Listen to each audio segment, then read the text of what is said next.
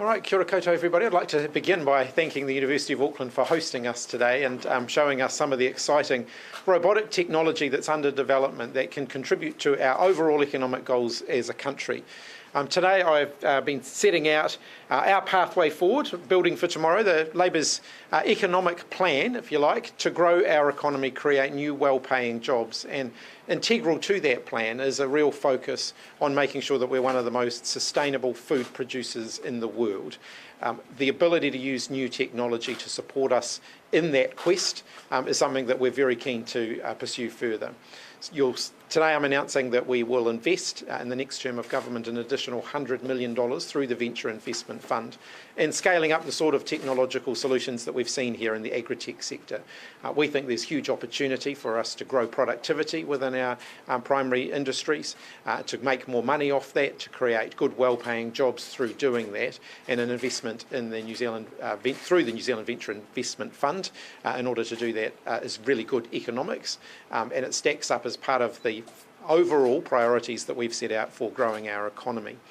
I'm also announcing a bit more detail around a commitment I made earlier in the year after my visit to China, where I indicated that it would be my intention as Prime Minister, for as long as I am Prime Minister, to lead 2 international trade missions every year.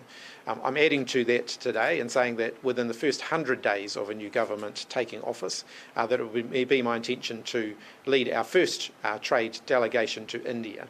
I think that it's a market that has huge potential for New Zealand exporters. We know that a free trade agreement of the gold standard that we've been able to negotiate elsewhere is still a way off, but we believe that building out that relationship still creates huge opportunity for New Zealand businesses, New Zealand exporters, and New Zealand service industries as well. So we'll be very much focused on that in the next term. Do you have any hope of getting that FTA with India anytime soon? It's been over a decade since John Key went there and said he was going to make that happen. You don't make a trade agreement happening by simply telling another country that you're going to have a trade agreement with them. You actually have to have a relationship that's a two-way thing. India have made it pretty clear that they want to see us building out our relationship before they're willing to go into negotiations about something like a gold standard free trade agreement. We need to do that. And so Damien O'Connor was there last week. Clearly, we've been focused on building that relationship, and a visit by me within the first 100 days after the new government takes office, I think will be a clear sign that we do want to really further and deepen the relationship with India. Is your government being slow off the mark when it comes to India? No, not at all. We have been continually working on building out the relationship, but that's not going to be an overnight process. Officials recommended waiting until January 2024 to implement a digital services tax. Did you ignore that advice to try and skip the next? No, not at all. The digital services tax that we're putting in place is a backstop, and it wouldn't come into effect until 2025. We are still committed to trying to find a multilateral solution, but we've also been very clear, as many other countries who are involved in those multilateral conversations have been clear, that we're putting in place a backstop so that if we can't get an international agreement on it, then we will do our own thing. And many, many other countries are doing the same. National says that the digital services tax is proof that they can get around international tax agreements for their online gambling tax. Is that right? No. Why not? Well, and look, the national. Why do you get one set of rules and they get another? Because we're confident that it will comply with our international tax agreements. But officials have told you that people are going to slap tariffs on us because you're breaking international treaties. That is a different matter. We've been very clear for a long period of time that we don't think multinational corporations should be able to get away with not paying their fair share of tax in New Zealand. This is closing a loophole that means that they're not paying their fair share of taxes. I'm not going to defend National's policy. That's up to them to talk about that. No, I'm saying should online gambling sites be able to skirt around tax obligations? No, they shouldn't, and there's certainly a loophole that we would look to close in the future. I don't think it's going to raise anywhere near the sort of revenue that the National Party are projecting it will raise, though. So you don't have a problem with the actual tax, you just have a problem with their estimations of revenue?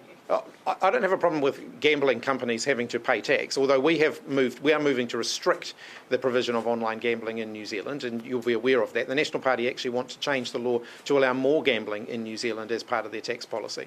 The Venture Capital Fund, $100 million, can that go to other areas other than agribusiness, or is that specifically the area? So the venture is a complicated answer to the question. The Venture Investment Fund obviously make decisions about how they invest that funding. The government sets priorities and they have regard to the priorities.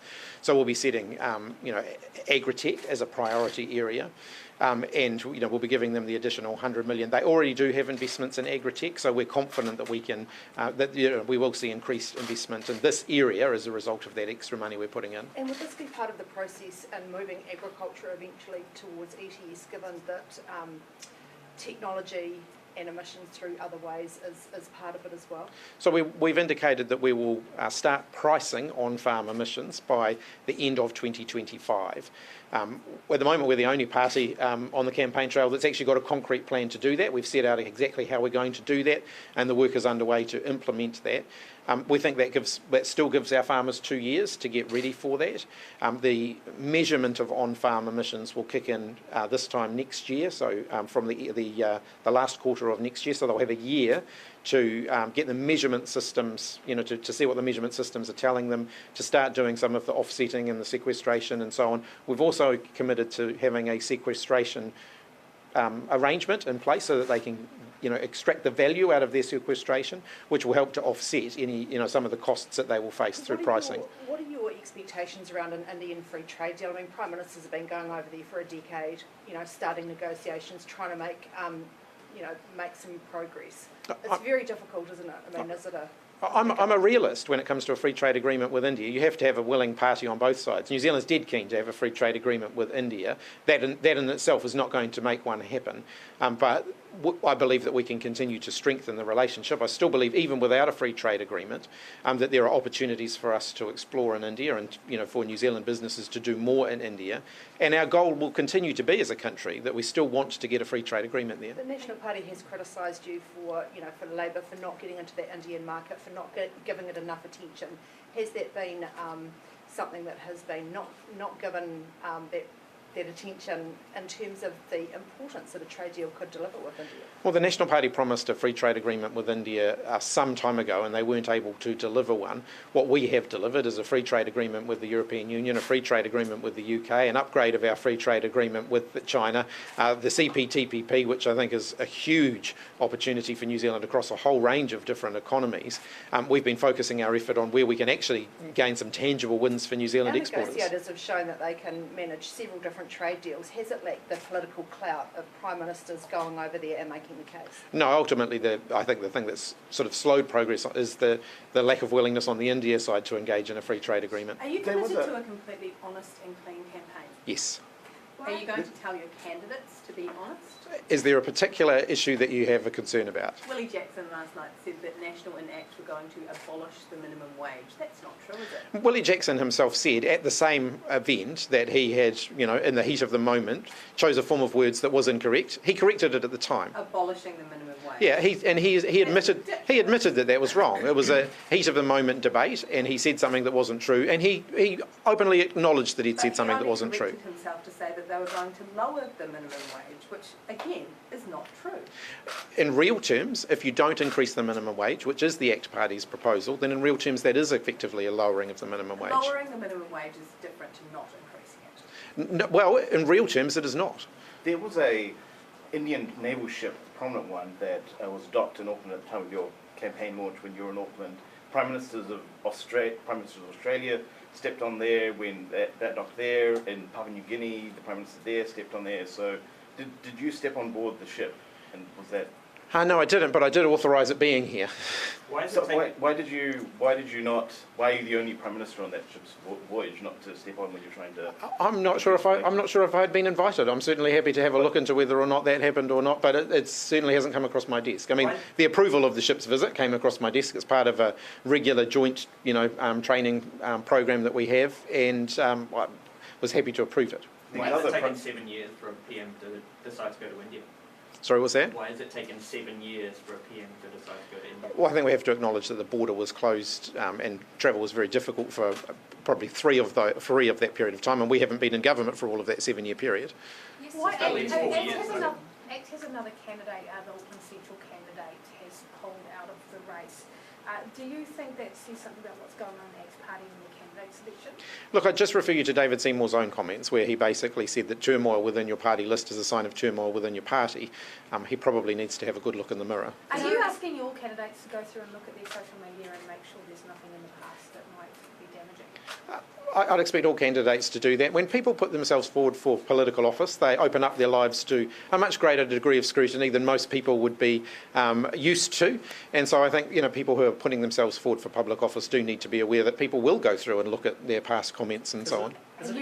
Have you gone through and looked at that yourself, or have you specifically asked candidates and MPs to look at it? In terms of my own social media, my life's a relatively open book. People can go back and see things that I've said in the past, including they'll highlight a few areas where I've changed my mind over time, and that's a legitimate part of political scrutiny and political debate.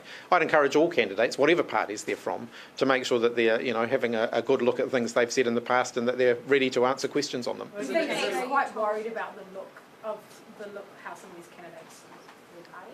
Well, the ACT Party certainly seem to have some people with some very interesting views on their party list. Is it acceptable for candidates to spread disinformation in an election debate and then just say it was in the heat of the moment? I don't necessarily agree with your characterisation there. I think everybody knows that Willie's a very passionate person, and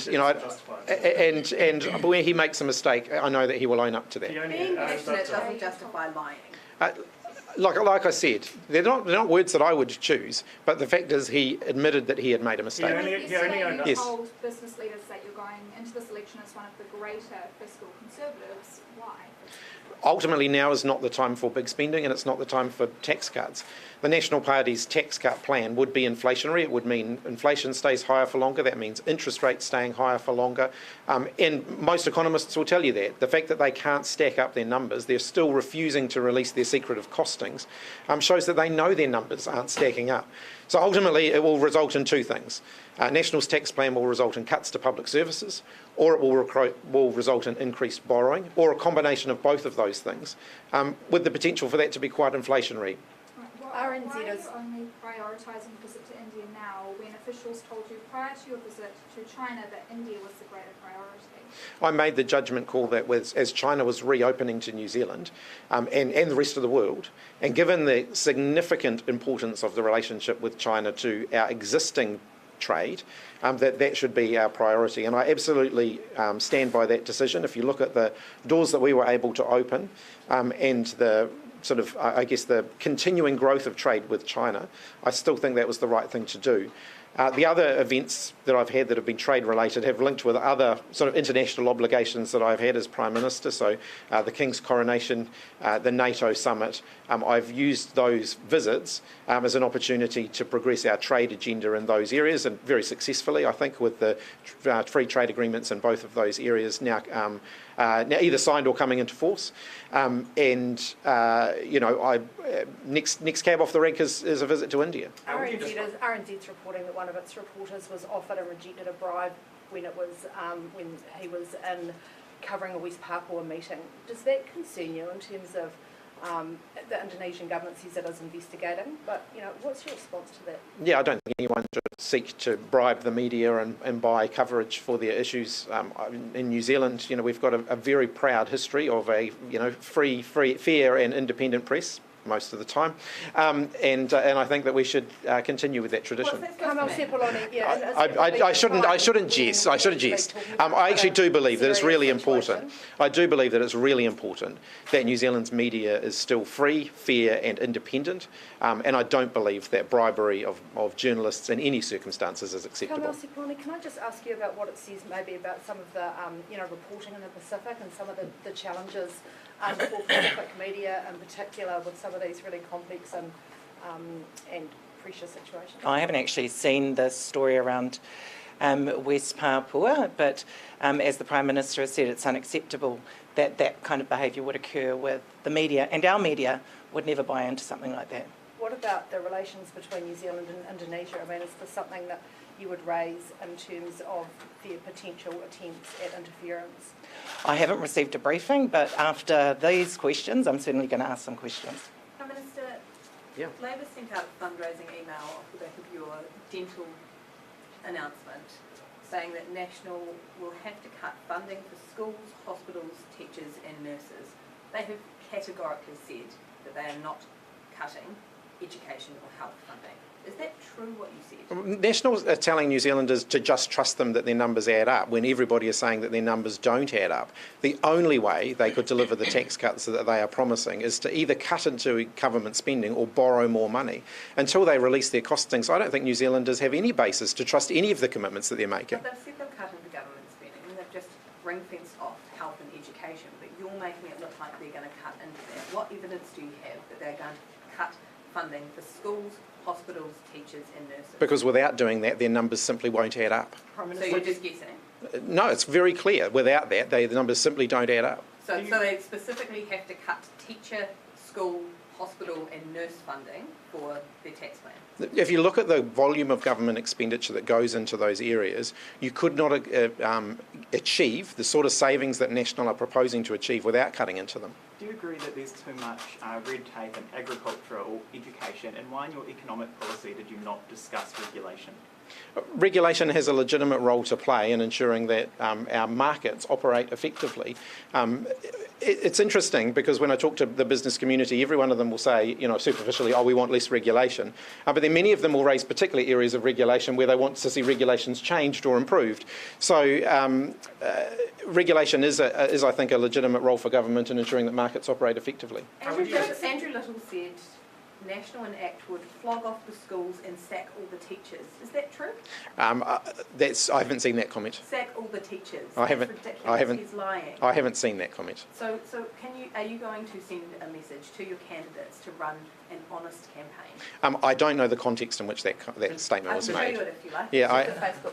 I haven't seen it. So It's highlighted there. yeah. Is that acceptable? Look, I'll go away and have a look at it and have a conversation with them about it. But certainly I think we should make sure that the statements that we're making stack up. Did your office try and stop Willie Jackson from participating in the debate last one? Not to my knowledge. Are you going You to go sure? and check? I'm happy to check, but not to my knowledge, no. Just on the Agritech side of things, so you often hear Prime Ministers, political leaders talk about how New Zealand is already a leader in Agritech. So can I just get an assessment from you about what is the situation here? What is the change that you want to see, or are you talking about maintaining a position that you believe we already have? We will never maintain our position by standing still. So we've got to continue to invest in Agritech. We've still got to continue to be at the cutting edge of investment in that area if we're going to get ahead as a country. We actually think that New Zealand can be one of the most sustainable food producers in the world if we do this well. And then not only does that allow us better access to markets internationally for our own exports, it allows us to actually export the IP and the expertise and the technology that goes alongside that. And so there's real economic opportunity for New Zealand in that as well. Are we the world leader in Agritech? I think we've certainly got a very positive story to tell in Agritech, and we need to keep investing in it to make sure we continue to be at the cutting edge of it. And when you mentioned the sea, the marine environment, which has also been seen as a big thing for the production of artificial food, why has that been sort of left out of your plan? It hasn't been left out of the plan. We've used Agritech as a particular example, but the same sorts of investments we're making here, I think there's opportunity to do those in a range of other areas as well. So that 100 million could be used by, for marine. As I've indicated, we're making Agritech a priority for the Venture Investment Fund as we increase this funding for them. In the future, we do want to see other areas explored as well, like, I'm not making any specific announcements on that today, but certainly, our seafood industry, there's real potential for innovation there, and it is captured within our overall plan to continue to, be at the cutting edge of sustainable food production and tackling climate change. What do On you want to get regulation out of red it? tape, do you accept that that is an area that businesses are particularly unhappy with Labor over, that all of that compliance is added to increased costs and that frustration is there? I think in the conversations that I've had with business in the time that I've been Prime Minister, when I've asked business about this particular areas around regulation that they're most concerned about, it tends to be around employment regulation.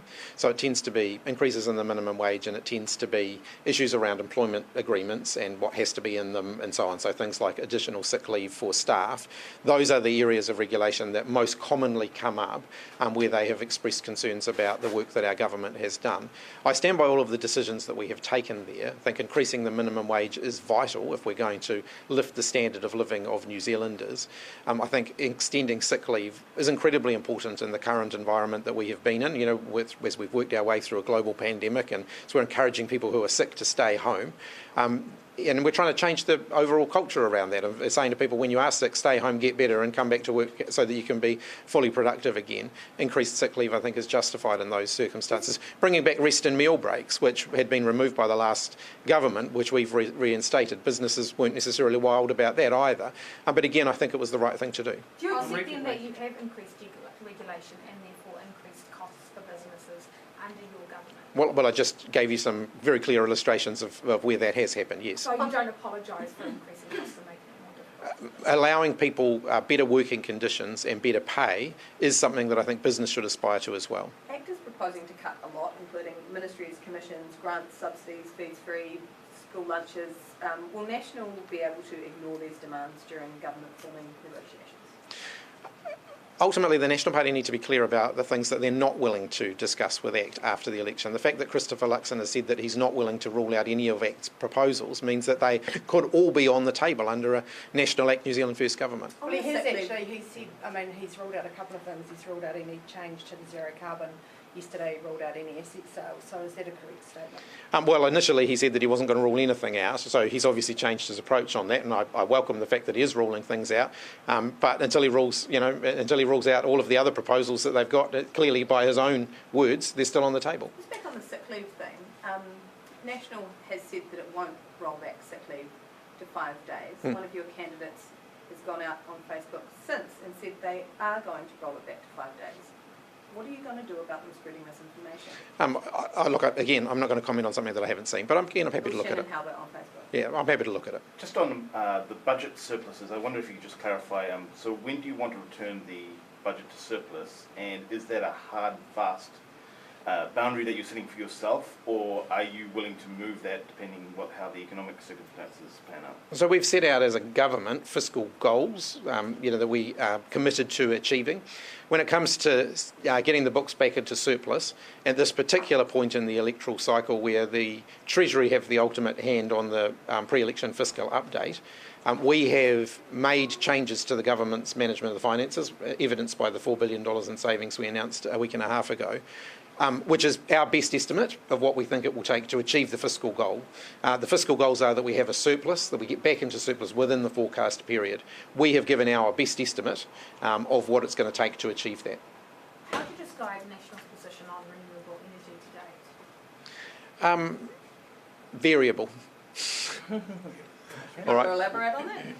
Well, they say they are committed to renewable energy, but they also, seem to have quite a commitment to fossil fuels as well, and I don't think that those two things are compatible.